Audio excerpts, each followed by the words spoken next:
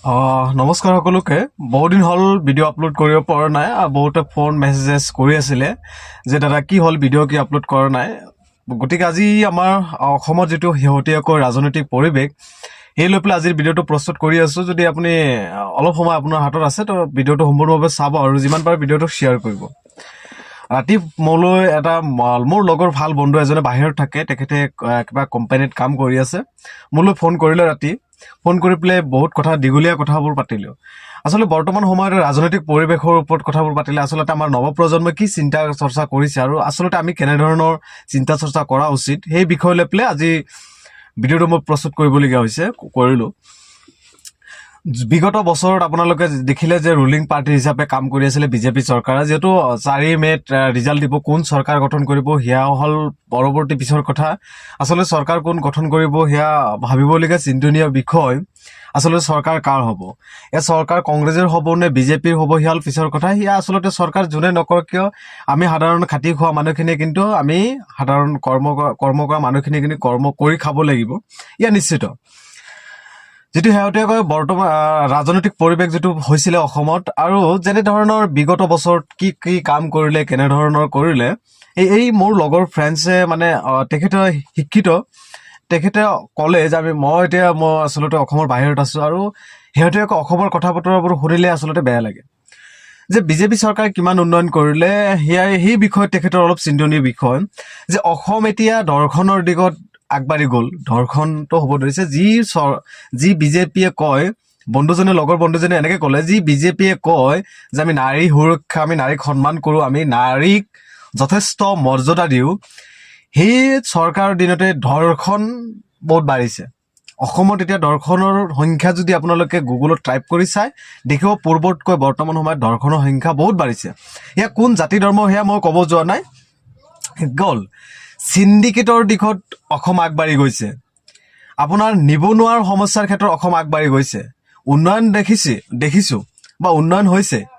মই একেবাৰে কোৱা নাই যে উন্নয়ন একো হোৱা নাই, উন্নয়ন হৈছে। গতিকে এই অসমখন চিণ্ডিকেট, দৰ্শন, আপোনাৰ দৰিদ্ৰতা, নিবনুৱাৰ সমস্যা এইবোৰ বাঢ়িছে।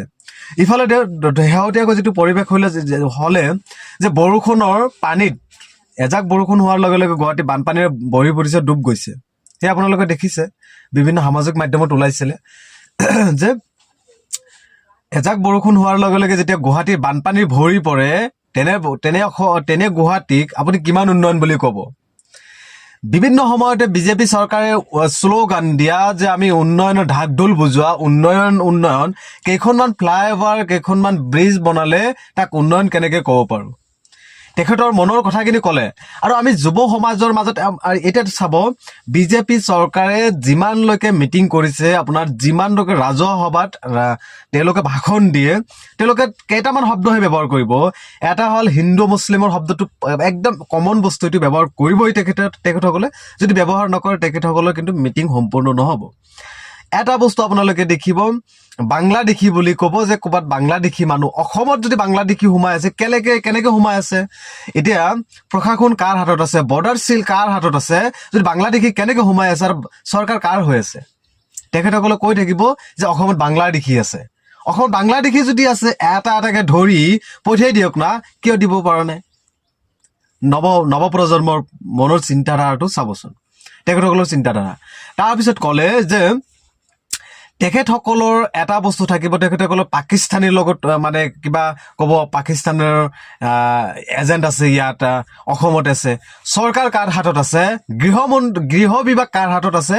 যে তেখেতসকলে পাকিস্তান এজেণ্ট ইয়াত সোমাই আছে, বাংলাদেশী অসমত সোমাই আছে, ইয়াতে হিন্দু মুছলমান কৰি থাকিব। এইবোৰ কথাবোৰ যদি নকয়, তেতিয়াহ'লে বিজেপিৰ কোনো নেতাই এটা ভাষণ সম্পূৰ্ণ নহ'ব আৰু ভাষণ দিব নোৱাৰিব। তেওঁলোকে কিন্তু এইবোৰ নক'ব যে আমাৰ উন্নয়ন কেনেকে কৰিব লাগে, আমি স্বাস্থ্যৰ ওপৰত কথাবোৰ নক'ব। তেওঁলোকে শিক্ষাৰ ওপৰত কথাখিনি নক'ব। তেওঁলোকে অৰ্থনৈতিকভাৱে মানুহক কেনেকে স্বাৱলম্বী কৰি উঠাব পাৰোঁ বা আগবাঢ়ি লৈ যাব পাৰোঁ, সেই বিষয়ে তেওঁলোকে কথাবোৰ নাপাতিব। তেওঁলোকৰ কেইটামান বস্তু ফ'ল' কৰি লৈছে আৰু সেই কেইটামান বস্তু কিন্তু তেওঁলোকে কৈ থাকিব, বাৰে বাৰে কৈ থাকিব। গতিকে এই হ'ল বিজেপি চৰকাৰৰ এটা নিজা টেকনিক তেওঁলোকে বনাই লৈছে লগৰ বন্ধুজনে ক'লে যে আমি আচলতে অসমৰ বাহিৰত থাকোঁ, অসমৰ যেতিয়া কথা বতৰাবোৰ লগৰ কেইজনৰ লগত ভালদৰে আলোচনা হয় তেতিয়া আমি অসমৰ কথা কওঁতে অলপ ভাবি চিন্তি ক'বলগীয়া হৈছে এতিয়া যে অসমখন উন্নতি হৈছে বা অসমখন উন্নয়ন হৈছে বহু হৈছে ধৰি ললো, কিন্তু এইবোৰ সমস্যা কিয় তেওঁলোকে সমাধান হোৱা নাই? নিবনুৱা অসমৰ বহুত যুৱক বাহিৰৰ গৈ পেলাই কাম কৰিবলগীয়া হৈছে। তেওঁলোকে কিন্তু শিক্ষিত, কোনোবাই বি এ পাছ কৰিছে, কোনোবাই হায়াৰ ছেকেণ্ডেৰী পাছ কৰিছে, তথাপি তেওঁলোকে কি কৰিবলগীয়া হৈছে? বাহিৰত গৈ পেলাই কোনোবা কোম্পানীত কাম কৰিবলগীয়া হৈছে। বহুতে ইলেকশ্যনৰ সময়তে কিন্তু বাহিৰৰ পৰা আহিব পৰা নাই ভোট দিবৰ কাৰণে। গতিকে এইবোৰ কথা আচলতে আমি নৱপ্ৰজন্মই এইবোৰ নিবিচাৰো। আমি কোনো জাতি ধৰ্ম নিবিচাৰো, আমি কোনো ধৰ্মৰ কথা নাজানো। সেইবিলাক বাদ দিয়ক। আমি প্ৰথমতে মানুহ হিচাপে আমাৰ সমাজৰ বাবে আমি সমাজক কেনেকে আগবাঢ়ি লৈ যাব পাৰো, আমাৰ নৱপ্ৰজন্মই কেনেকে আগবাঢ়ি যাব পাৰো, আমাৰ পৰৱৰ্তী প্লেনিং কি হ'ব, আমি কেনেকে ভৱিষ্যত গঢ়িব পাৰো, অসমখন কেনেকে আগবাঢ়ি যাব পাৰিব, সেই লৈ পেলাই বৰ্তমান সময়ৰ নৱপ্ৰজন্মই কিন্তু চিন্তা চৰ্চা কৰি থাকে। কিন্তু আমাৰ ডাঙৰ পলিটিচিয়ানবোৰে কি কৰে? অকল নিজৰ স্বাৰ্থৰ বাবে, নিজৰ মুনাফা আদায়ৰ বাবে কি কৰিছে? সদায় জাতি ধৰ্ম লৈ পেলাই ৰাজনীতি কৰি আছে। কোনোবাই গৰুৰ মাংস খাব, কি খাব, এই লৈ পেলাই আলোচনা হৈ থাকে সামাজিক মাধ্যমত। এই ডাঙৰ পলিটিচিয়ানৰ মুখৰ পৰা এইবোৰ কথা শুনিব পায়। গতিকে যিয়ে নহওক ভিডিঅ'টো দীঘলীয়া কৰিলো। বহুদিন হ'ল সকলোৱে প্ৰশ্ন কৰি আছিলে যে দাদা ভিডিঅ' কি আপলোড কৰা নাই, কি হ'ল? ৰেগুলাৰ ভিডিঅ' আপোনালোকে পাই থাকিব, যাতে আচলতে সময়ৰ অভাৱ, মই কিবা এটা কাম কৰি আছো। আজিলৈকে ভিডিঅ'টো ইমানে শেষ কৰিছো। ধন্যবাদ। জয় অসম। সকলোৱে ভিডিঅ'টো বেছি বেছিকৈ শ্বেয়াৰ কৰিব।